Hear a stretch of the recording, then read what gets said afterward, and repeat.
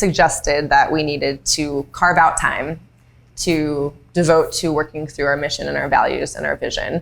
John and I were both, I think, more in the weeds with the business, with the day-to-day running of the business than Alex was. Alex has always been kind of the person who's like pushing us forward, thinking about what's next, less interested in the actual numbers that are happening on a day-to-day basis and more interested in what we have to do to get to somewhere we're going to go in 10 years. As a person who was very much in the weeds with the business, that was incredibly frustrating for a long time. Now I see the value in having that person who's always thinking about what's next. Back then, he was really saying, like, we need to spend like a full week really thinking about what our company values are, what our vision is, what our mission is. For us, it was really important to have a third party who wasn't part of our company come in and facilitate that process of visioning.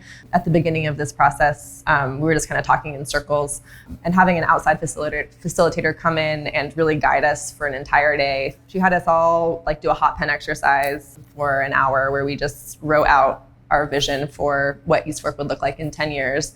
After that, we sat with it for a minute and we read aloud our vision to each other, and we found the parts that were overlapping. We kind of found the common thread that all of us really got excited about, and we were really clear about the parts from other people's visions that we weren't excited about. So Alex had some idea about like, I don't know, starting this big nonprofit in South America or something. I was like, no, that's not what we're about. Like we're local impact, like we're impacting Western North Carolina. And he's like, okay, great, let's go back to the drawing board. I'll scratch that one off. And here's something on yours that I'm not that excited about. She interviewed everybody across the company and started pulling out the values that already existed at the company and kind of putting them all on a big sheet of paper. She talked to people in production and customer care and marketing, and she said, when you come to work, what are the things that you think Eastfork already embodies?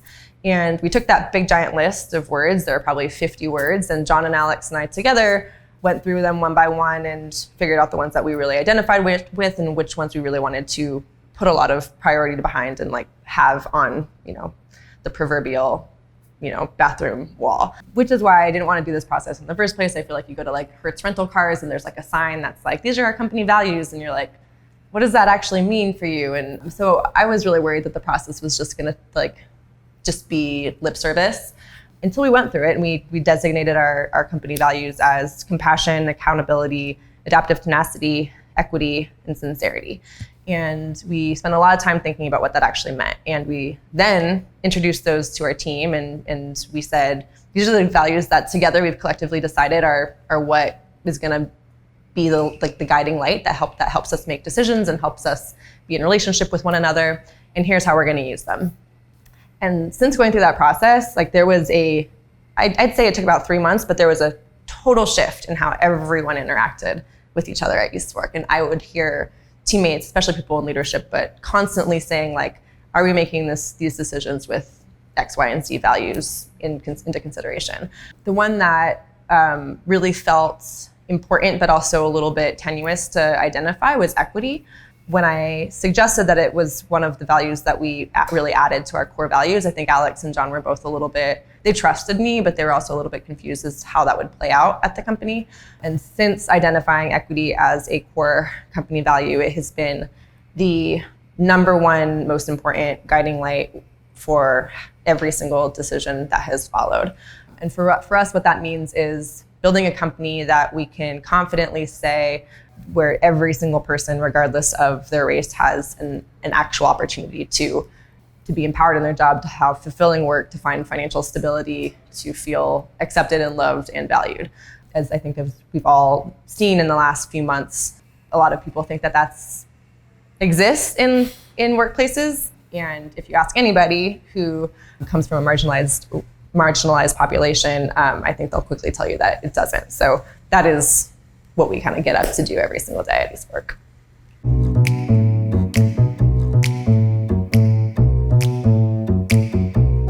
It's so hard when you're just one person starting out because a lot of, you want to figure out what's going to work and what's not going to work as far as selling your product goes. But if you don't have an idea of where you want to go, then how are you going to get there? So for us, it did kind of like organically unfold, but things really leveled up when we stopped and paused, looked at what we'd done and reevaluated and figured out where we wanted to go next. At this point, like we wrote that vision maybe 3 years ago, but when we pull it up, like a lot of it is still resonates. There are very few parts of it that we would like scratch out and rewrite. So it feels good to feel like we're like, to be able to look back and like, okay, we've actually made some progress on this. Even if you don't have a fully fleshed out idea of what where you want to eventually get to, answering why you want to do the thing and being able to that, like closing your eyes and imagining yourself in 10 years, all of that work, I feel is pretty crucial. I think that every single business needs to have values. And I would say of the mission and vision and values, that maybe the vision is the least important when you start out, but understanding like who you are and what parts of yourself you want to be bringing to your business from a values perspective is, to me, completely essential. I think a lot of people when they're starting out get really overwhelmed when you start finally getting business opportunities and start realizing that you could like partner with people or start selling in a new market or have an opportunity to start advertising. All of these small decisions, it can feel like, what do you say yes to and what do you say no to, can get really overwhelming. And for us, having our values laid out very clearly is like the number one most important tool we have to be able to figure out what we should and shouldn't be saying yes to and no to. When you start feeling that momentum of like, oh, I can really do this thing, like maybe my business is growing, I have like clients or people are buying my products and all that, like you're suddenly like faced with like a sea of options. And we used to be like just saying yes to everything, and we were making so many decisions that I wasn't. I would go to sleep and be like, that wasn't the right decision for my business. That wasn't the right decision for me. It didn't align with my values. And the more exercise we had in being able to really identify what was crucial, like what was an important business opportunity and what wasn't, the easier the decision making process got.